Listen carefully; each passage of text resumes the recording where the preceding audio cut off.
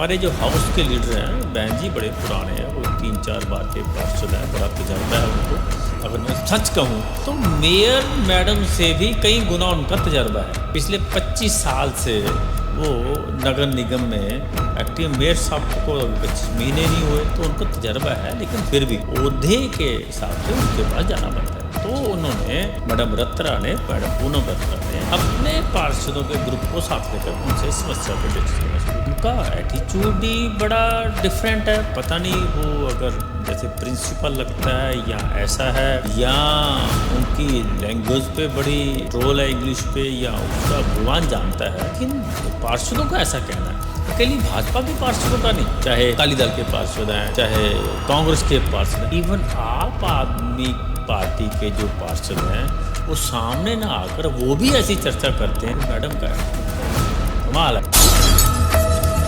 काफी बहस हुई है हाउस के अंदर, देखा हमारे एक पार्षद हैं मिस्टर खत्री, उन्होंने कहा मेरे साथ एक एक्शन को आपने कई बार कहा, वो मेरे पास नहीं आ रहा। नहीं जी, वो तो गया था, फोन करके पता कर लो। अब जब उस मैडम ने सभी के सामने एक्शन को दोबारा फोन किया भी तो गया था, तो उस तरफ से जवाब ये आया भी नहीं जी नहीं गया। तो उससे मैडम डिस्टर्ब हो गई। एक्शन ने इनकी सुनी नहीं, पर उसका तो मेयर की जिम्मेदारी है ना, पर उसका गुस्सा उन पार्षदों पे उतारने का क्या तुक बनता है। आप हाउस के हेड है एक तरह का, उनका जो रोल है एक फादर की तरह, एक मदर की तरह, एक उस हाउस के हेड हैं, वो शहर के हेड हैं, तो वो सब साथी हैं उनके काउंसलर। लेकिन उन्होंने वो साथी वाला एटीट्यूड नहीं किया, उन्होंने विरोधी पक्ष वाला एटीट्यूड करना शुरू कर दिया और बड़ा हाइपर हो गए। तो उन्होंने कहा गनमैन बुला लिए। उन्होंने इस बात का कहने के बजाय धरने के लाने की क्या बात है, आप बैठो हम समस्या को हल करते हैं। उल्टा उन्होंने ये कहा भी जी अगर आपने धरना लगा लिया तो कोई अफसर आपका फोन नहीं उठाएगा, आपको कोई काम नहीं होने दूंगी। इस एटीट्यूड के साथ विकास नहीं होगा। विकास हमेशा तब होता है जब एक हम ग्रुप की तरह, एक मुठ की तरह काम करते हैं। देखो वो जरूर आप सरकार के द्वारा मेयर बनी है, उन्होंने आप सरकार ने डिसाइड किया, लेकिन हाउस 95 काउंसिलर का एक इकट्ठा हाउस बनता है। वो भी एक पार्षद हैं, पार्षद पहले हैं, मेयर बाद में है। कब तक चलेगा? जब तक उनका एटीट्यूड ठीक नहीं होगा, जब तक वो माफी नहीं मांगेंगे, और जब तक वो पर्चा, जो झूठा पर्चा, एक तानाशाही रूप में जो पर्चा दर्ज करवाया, जब तक वो पर्चा वापस नहीं होगा, ये धरना चलता रहेगा। इस वक्त हमारे साथ भाजपा के सीनियर नेता प्रवीण बांसल जी, आप बता दें कि लगातार कई दिनों से धरना चल रहा है नगर निगम बाहर, और कई काउंसलरों पर जो है मेयर वालों जो है कि पर्चा करवाया गया है। पूरा मामला क्या है वो जानने की कोशिश करेंगे। जय हिंद सर। जय हिंद जी। बांसल साहब, क्या है पूरा मामला जो धरना चल रहा है आपका लगातार नगर निगम दफ्तर में? देखिए, अगर मैं शॉर्ट में बताऊं जी तो जो हमारे चुने हुए जो पार्षद हैं वो अपनी समस्या को लेकर लगातार, जिस दिन से मेयर साहब मैडम इंद्रजीत कौर बने हैं, मेयर बने हैं, उनके पास अपनी समस्या को लगातार लेके जा रहे थे। जी तो उनका हक भी बनता है। जी और मेयर साहब जो बैठे हैं उनकी जिम्मेदारी है, 40 लाख के अप्रोक्सीमेटली जनता का शहर है, तो यहाँ पानी, सीवरेज, लाइट, सड़क, इसकी सबकी जिम्मेदारी है। आप जितनी बड़ी जिम्मेदारी पे बैठते हो, अगर जितनी बड़ी आपकी ताकत बनी है, तो उसके साथ साथ उतनी बड़ी जिम्मेदारी भी बनती है। तो उनकी जिम्मेदारी बनती है कि काउंसलरों के, जो पार्षदों के छोटे छोटे जो काम हैं, उन समस्याओं के लिए वो एफर्ट्स करें, उनका निपटारा करें। तो उन समस्या को लेकर, क्योंकि पार्षदों को लोगों ने चुना है भाई, अपने इलाके की समस्याओं को लेकर वो उनके पास गए। हमारे जो हाउस के लीडर हैं बहन जी बड़े पुराने हैं, वो 3-4 बार के पार्षद हैं, बड़ा तजर्बा है उनको।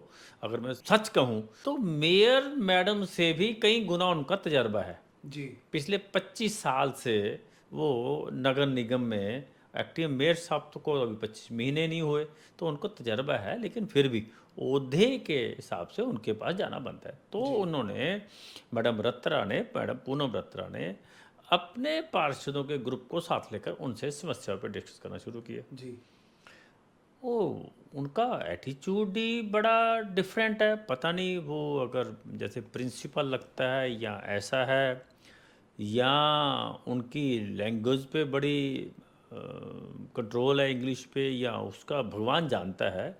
लेकिन पार्षदों का ऐसा कहना है, अकेली भाजपा के पार्षदों का नहीं, चाहे अकाली दल के पार्षद हैं, चाहे कांग्रेस के पार्षद हैं, इवन आप आदमी पार्टी के जो पार्षद हैं वो सामने ना आकर वो भी ऐसी चर्चा करते हैं कि मैडम का एटीट्यूड का यार कमाल है। तो उस दिन भी ऐसा हुआ। काफी बहस हुई है हाउस के अंदर, देखा है।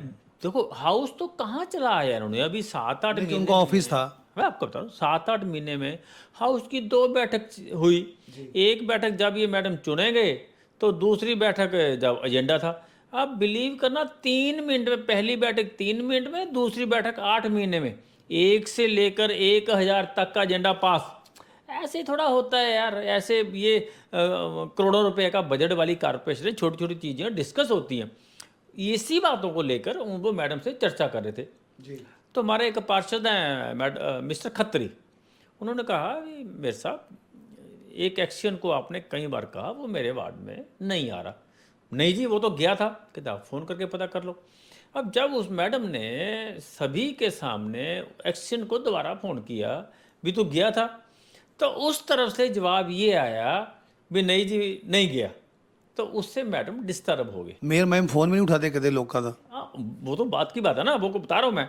तो मैडम डिस्टर्ब होके भी ये 20 लोगों के सामने मेरा सच सामने आ गया भी मेरी तो एक एक्शन भी नहीं सुनता।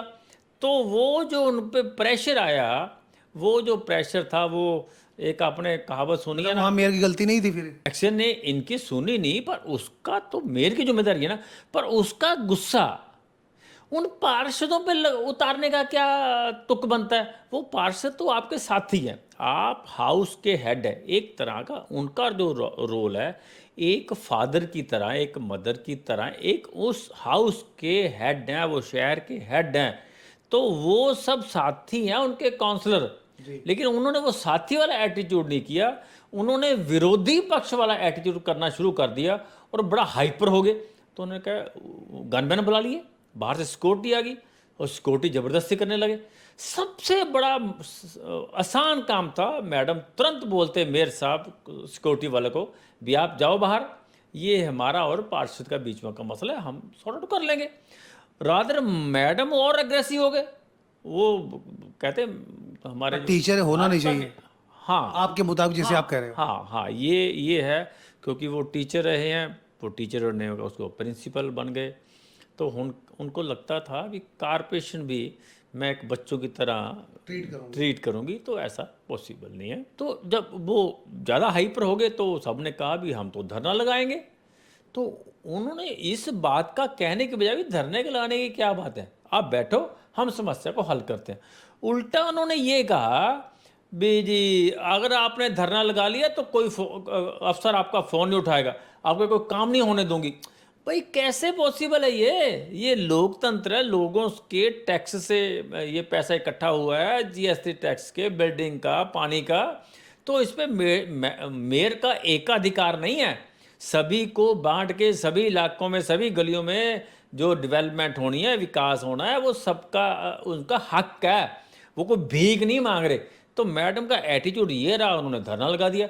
और उसके बाद कई बार धरने बड़े लगते रहे, मैं 1991 से लगातार एक्टिव हूँ। उसके बाद भी उन्होंने प्रेस कॉन्फ्रेंस की, प्रेस कॉन्फ्रेंस करके उल्टा उनको दोषी ठहराया। इनके तो एक साहब ये बोल रहे थे ये छोटी लोग सोच के लोग हैं, ये छोटे लोग हैं। मैडम क्योंकि एक महिला पार्षद बन गई इसलिए इनसे बर्दाश्त नहीं होता। भाई भाजपा वाले तो वो हैं जिन्होंने, राष्ट्रपति जी हैं मैडम आदरणीय द्रौपदी मुर्मू जी, वो एक आदिवासी हैं, वो महिला हैं। हमारे फाइनेंस मिनिस्टर हैं श्रीमती निर्मला सीतारमन जी।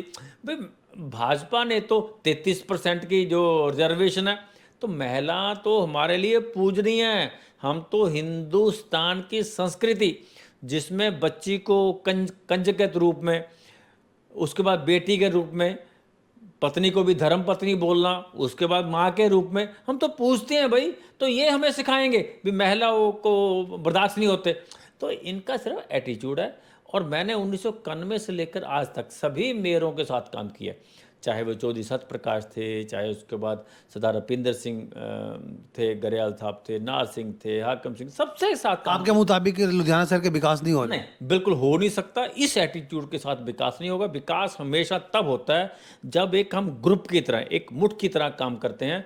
देखो, वो जरूर आप सरकार के द्वारा मेयर बनी है, उन्होंने आप सरकार ने डिसाइड किया है, लेकिन हाउस 95 काउंसलर का एक इकट्ठा हाउस बनता है। वो भी एक पार्षद हैं, पार्षद पहले हैं, मेयर बाद में है, तो उनकी जिम्मेदारी बनती है कि सभी पार्षदों को साथ लेकर, और पार्षद ही उनको बारीकियां बता सकते हैं। धरना कब तक चलेगा?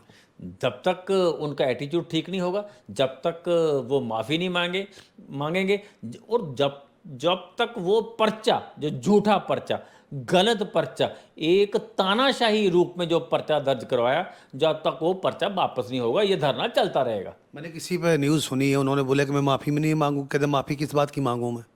चलो कोई बात नहीं है, वो तो फिर आगे आगे देखता होता है क्या। अब अगर लोकतंत्र में किसी महिला से माफ़ी मंगवाना जायज़ होगा बीजेपी के लिए? नहीं, ये महिला का सवाल नहीं है, एक ये उनके व्यवहार का सवाल है।